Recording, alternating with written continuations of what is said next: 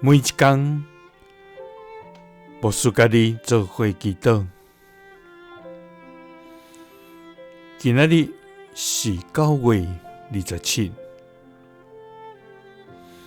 申命記4章20節安尼講：總是耶和華帶恁出埃及，脫離鑄鐵的爐，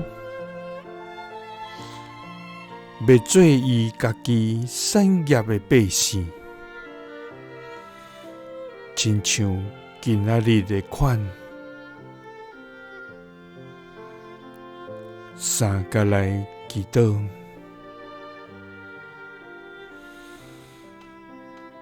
帶阮出埃及的苦難，予阮做你產業的天父。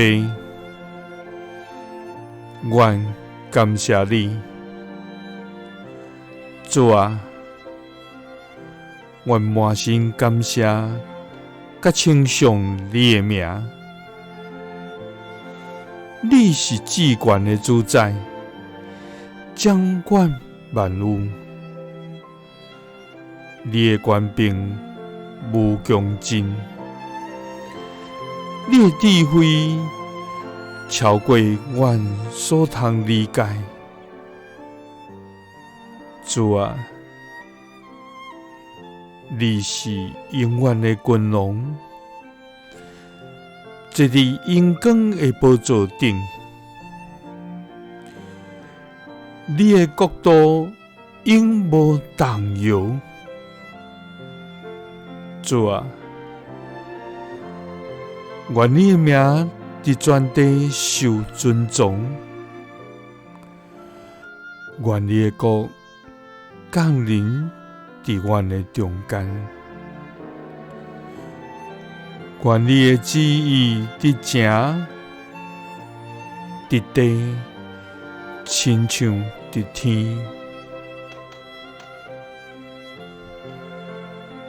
主啊，阮的生命充滿試煉甲艱難，親像鑄鐵的火爐一樣。總是你要帶阮出埃及，脫離親像鑄鐵的爐的苦境，予阮成做你家己的產業，親像今仔日的款。